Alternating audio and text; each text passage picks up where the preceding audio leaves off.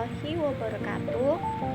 Nama saya Ica Wulandari, nomor induk mahasiswa 4173520014.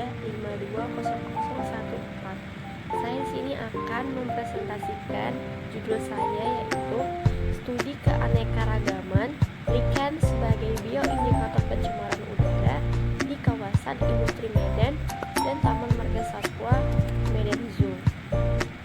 Langsung saja di bagian bab 1 pendahuluan. Jadi jenis lichen yang toleran bertahan hidup dengan kondisi lingkungan yang udaranya tercemar. Hal ini berkaitan dengan kemampuan mengakumulasi polutan. Lichen sangat sensitif terhadap pencemaran udara. Sesil tidak memiliki lapisan kutikular sehingga dapat menyerap gas dan partikel polutan langsung melalui permukaan talusnya. Berdasarkan penelitian sebelumnya oleh Panjaitan pada tahun 2012 menemukan 20 jenis lichen di daerah dengan kepadatan kendaraan tertinggi, sedang, dan rendah di kota Pekanbaru.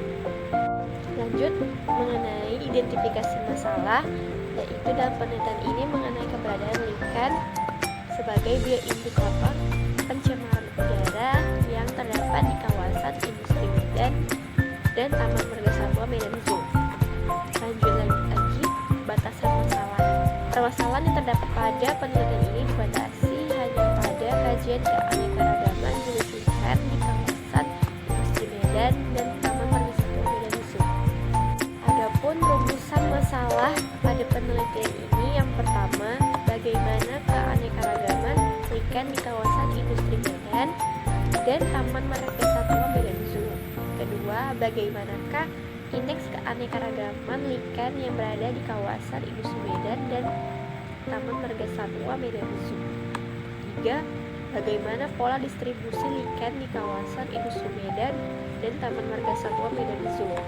Keempat, bagaimana karakteristik ekologi atau faktor fisik kimia lingkungan dari lichen di kawasan industri Medan dan Taman Marga Satwa Medan Zoo. Lanjut di tujuan penelitian, yang pertama, mengetahui keanekaragaman lichen di kawasan industri Medan dan Taman Marga Satwa Medan Zoo. Kedua, mengetahui indeks keanekaragaman lichen di kawasan industri Medan dan Taman Marga Satwa Medan Zoo. Ketiga, mengetahui pola distribusi lichen di kawasan industri Medan dan Taman Marga Satwa Medan Zoo. Keempat, mengetahui karakteristik ekologi atau faktor fisik kimia lingkungan dari lichen di kawasan industri Medan dan Taman Marga Satwa Medan Zoo. Selanjutnya pada bagian bab 2 tinjauan pustaka. Struktur morfologi lichen yang tidak memiliki lapisan kutikula, stomata, dan organ absorptif. Habitat lichen yang pertama adalah Sosicolus yang hidup di batu, menempel pada substrat yang padat dan di daerah dingin. Kedua, Corticolus yang hidup pada kulit pohon yang sebagian besar kondisi lingkungannya lemah. Ketiga, Torpicolus terestrial yang hidup pada permukaan tanah. Selanjutnya, klasifikasi pada lichen ada 3. Yang pertama, Ascolichen, 2 Basidiolichen, 3 lichen invertit. Reproduksi lichen. Reproduksi lichen ada 2. Yang pertama secara vegetatif atau fragmentasi, Isidia dan Floredia. Kedua, secara aseksual, yang terjadi dengan pembentukan spora yang sepenuhnya bergantung kepada pasangan jamunya. Bioindikator adalah organisme yang keberadaannya dapat digunakan untuk mendeteksi, mengidentifikasi, dan mengkualifikasi pencemaran lingkungan. Selanjutnya di bab 3, yaitu metode penelitian. Yang pertama, lokasi dan waktu penelitian. Penelitian yang saya lakukan yaitu di sepanjang pinggir jalan dengan 2 kawasan yang berbeda, yaitu kawasan industri Medan dan Taman Marga Satwa Medan Zoo. Proses penelitian dilakukan selama 3 bulan, yaitu pada bulan September dan November pada tahun 2020. Sampel penelitiannya yaitu lumut kerak yang ada di pohon di sepanjang jalan dengan kawasan yang berbeda, yaitu kawasan Industri Medan dan Taman Marga Satwa Medan Zoo. Selanjutnya, alat dan bahan. Alat yang saya gunakan, yang pertama alat tulis, kedua kamera, ketiga meteran jahit, keempat tali plastik, kelima pisau kantor, dan plastik spesimen. Bahan yang saya gunakan ialah lumut kerak yang ada di pohon sekitar kawasan Industri Medan dan Taman Marga Satwa Medan Zoo. Metode penelitian. Pada metode penelitian saya menggunakan metode purposive sampling.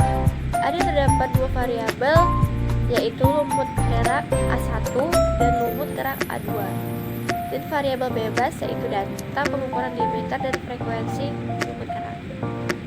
Selanjutnya pada prosedur penelitian, yaitu pertama menyiapkan alat dan bahan yang akan digunakan, kedua pelaporan hasil pengamatan dan investigasi di lingkungan yang dilakukan setelah semua data terkumpul, ketiga data kemudian dikonversi dan dianalisis.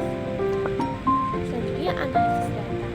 Analisis data yaitu menggunakan teknik determinasi, yaitu mengumpulkan semua lumut kerak, kedua lumut kerak kemudian diidentifikasi untuk mengetahui struktur morfologi lumut kerak. Ketiga, membuat label identifikasi pembuat lumut kerak.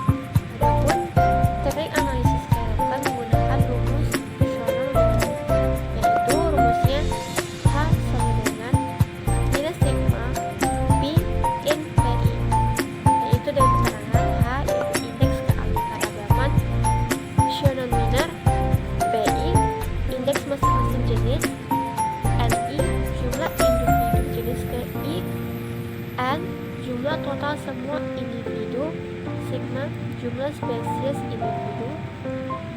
Rumus ini untuk menghitung keanekaragaman jenis ikan yang ada di sekitar kawasan Industri Medan dan Taman Marga Satwa Medan Zoo.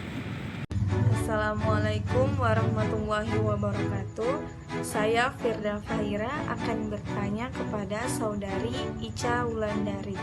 Pertanyaannya, bagaimana karakteristik lichen sehingga dapat disebut sebagai bioindikator dalam pencemaran udara? Terima kasih. Assalamualaikum warahmatullahi wabarakatuh.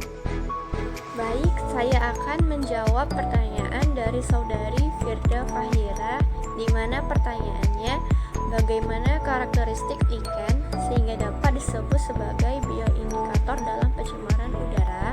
Maka jawabannya adalah karakteristik lichen sehingga dapat disebut sebagai bioindikator pencemaran udara, yaitu karena lichen merupakan tumbuhan yang peka terhadap pencemaran udara. Jika kualitas udara di suatu lingkungan telah menurun, maka perkembangan dari jenis lichen tersebut akan menghilang seiring dengan meningkatnya konsentrasi polusi yang ada di udara. Dengan adanya pencemaran di udara akan menyebabkan terhambatnya pertumbuhan oleh lichen itu sendiri.